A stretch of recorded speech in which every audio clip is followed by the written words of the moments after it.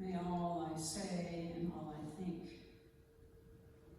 find resonance with you, with this congregation, and within the heart of the universe.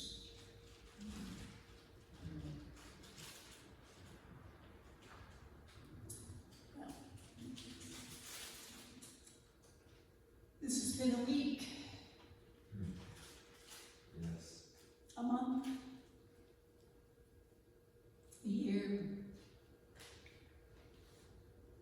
a year of,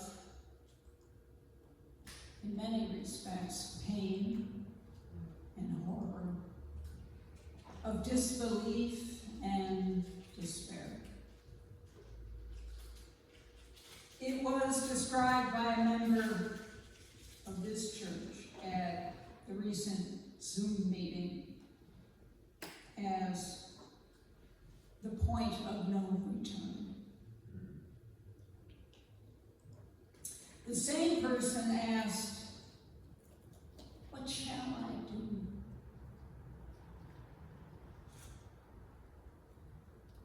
This was a reference to the song of the same name that begins, "Hush, hush, somebody's calling my name.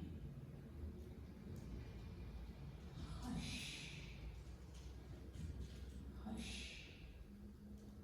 somebody's calling my name. Oh my Lord, oh my Lord, what shall I do?"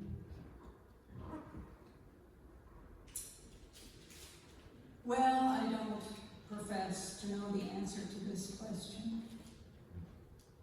Yet, as all of us here, I do have to arise each morning to this question. The song continues, though. I'm so glad trouble don't last always. I'm so glad trouble don't last always. Oh my Lord, what shall I do? So it seems that the writer of this spiritual skill did not profess to know the answer to this question. But they were asking, just as the church member was asking. Even though they said with some certainty, trouble don't last always.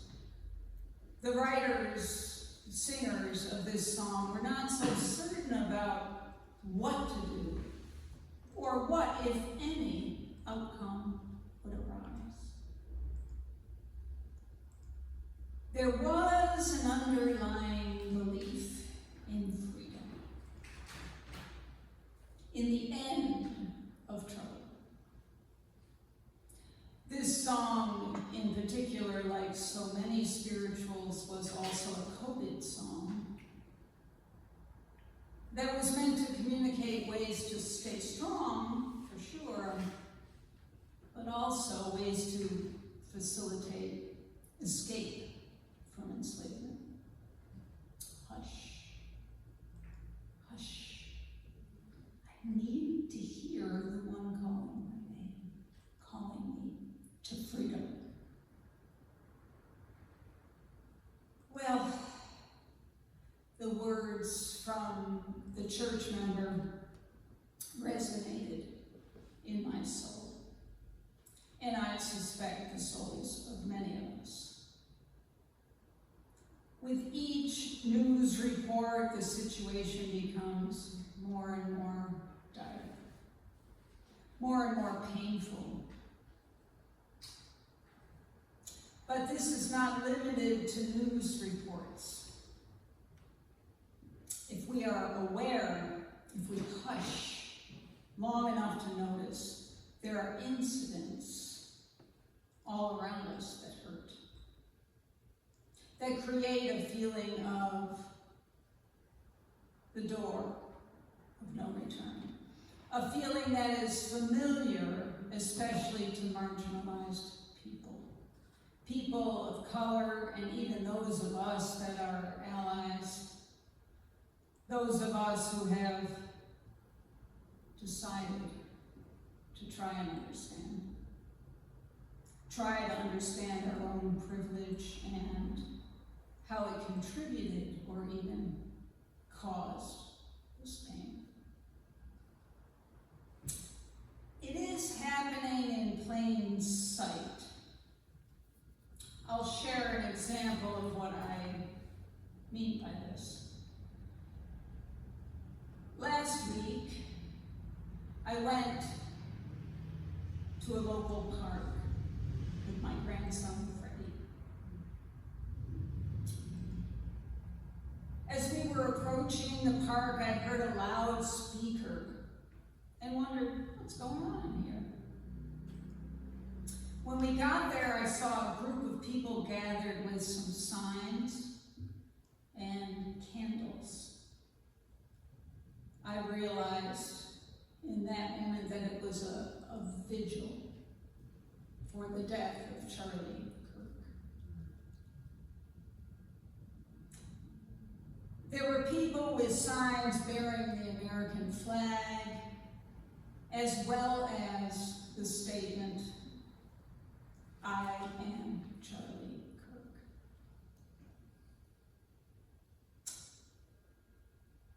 Reading this, I was internally shouting, now you've gone too far.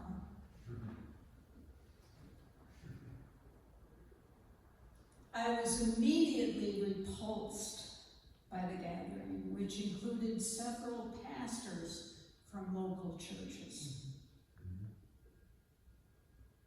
The words of Ella Baker were echoing in my soul. We who believe in freedom cannot rest. We who believe in freedom cannot rest until it comes. Until the killing of black men, black mothers' sons is as important as the killing of white men, white mothers' sons. To be clear, I did not join this gathering. I was going to the playground, so I gave the group a wide berth and followed Freddie to the slide. But I couldn't shake this feeling of disgust. But I focused on the children. I took a deep breath. Maybe I exhaled a voo.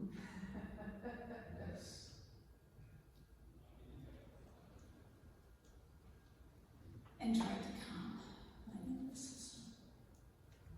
When I came back to it, some semblance of calming, I looked around. And I noticed that all the people on the playground were people of color.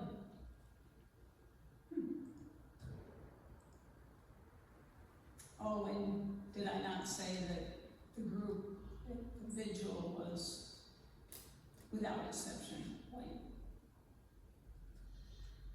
Now, I didn't interview any of the people at either the vigil or the ones on the playground. But the feelings I was experiencing were profound. I realized that I felt at home on the playground and did not trust those at the vigil. I also realized that even this highlighted my privilege, the freedom to choose which group I associated with.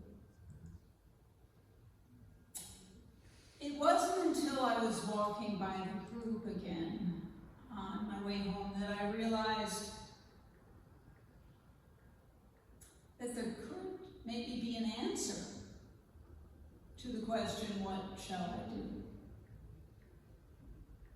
Was there something I could do as a minister, as a white person. It's clearly my responsibility to address this. But I use the excuse of being with my grandson to continue walking past. Of course, I also didn't clearly know what I would share with the group, or if I would even be heard.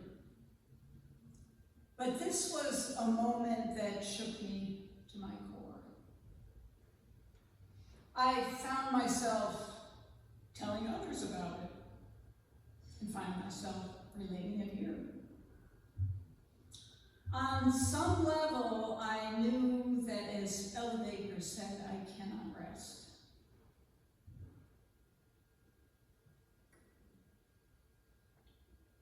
Ella's song from Sweet Honey in the Rock continues. The older I get, the better I know that the secret of my going on is when the reins are in the hands of the young, who dare to run against the storm. Not needing to clutch for power, not needing the light just to shine on me. I need to be one in the number as we stand against tyranny. Struggling myself don't mean a whole lot. I've come to realize that teaching others to stand and fight is the only way our struggle survives. She continues, I'm a woman who speaks in a voice, and I must be heard. At times, it can be quite difficult. I'll bow to no man's word. We who believe in freedom cannot rest. We who believe in freedom cannot rest until it comes. Well, I had to ask myself, has Ella given us a blueprint of what we need to do? She says that's about us having the courage to be in the struggle together. And it is about us teaching others, especially the young people. I think of some members of this congregation, including Steve Leeds, who makes that part of their mission. She says, that's the only way the struggle survives. She acknowledges that it's not easy. At times, it can be quite difficult. But we must be heard. We must not acquiesce, bow to the words of those in power. Indeed, we cannot rest until freedom comes. This is hopeful, I think. This is the hope that we'll be able to hear our name being called through the din of atrocities and outrage, through the pain and despair, that we will be able to gather strength and stamina to respond.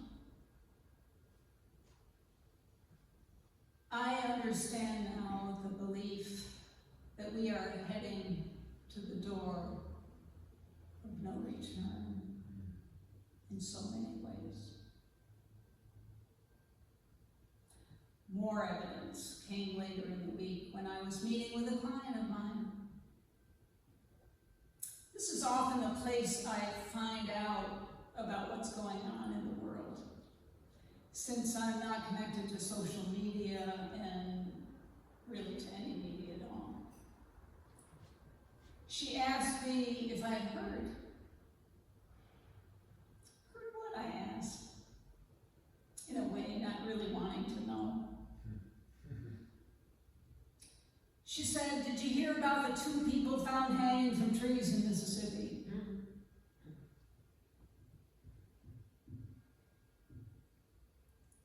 I said, "So there were lynchings?" She said, "Yes, exactly." Now, I don't want to end the sermon on this note. I want to shake it off. I want to smooth it over. But I couldn't help bringing it up. Whether it was an actual lynching, a suicide, or something else is not what I'm here to argue or decide. But it remains my responsibility to listen to the one calling my name, calling all of our names. And that voice is the same one that whispered in Ella Baker's ear, that guided and inspired her and so many of our religious ancestors.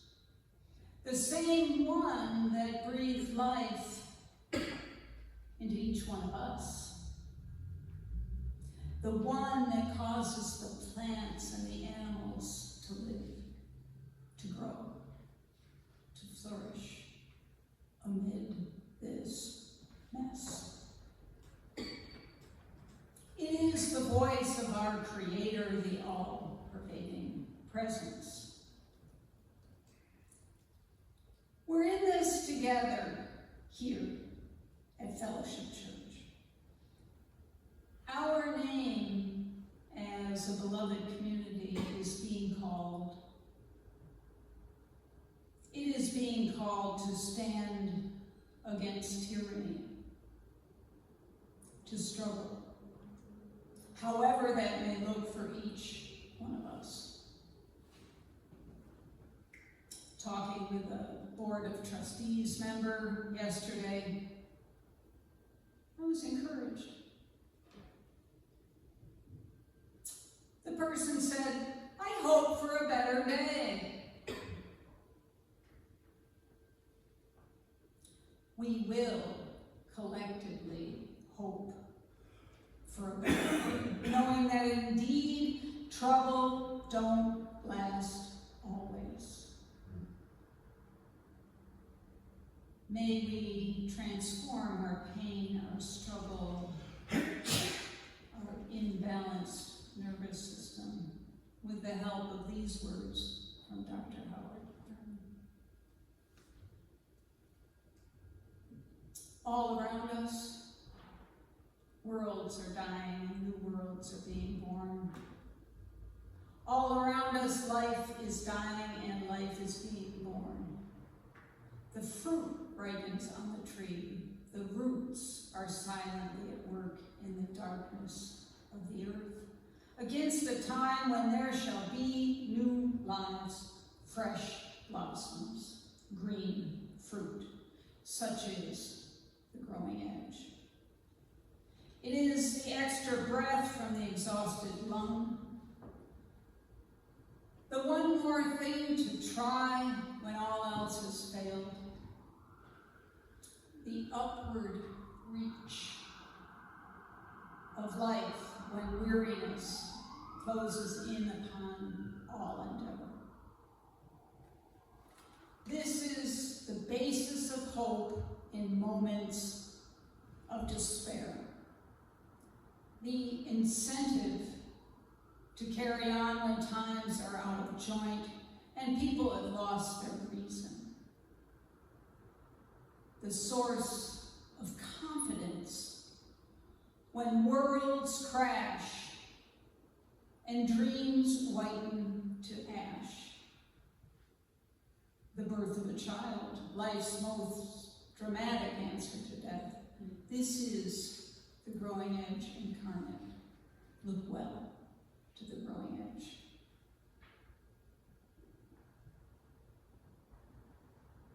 May we look to this growing edge and to the sentiments of that board member.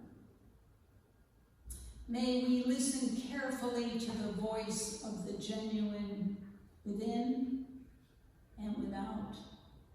And may we hear our names, including the name of the church for the fellowship of all peoples. We may not initially know exactly what to do, but we can continue to ask, what shall I do? If we listen carefully, we may live our way into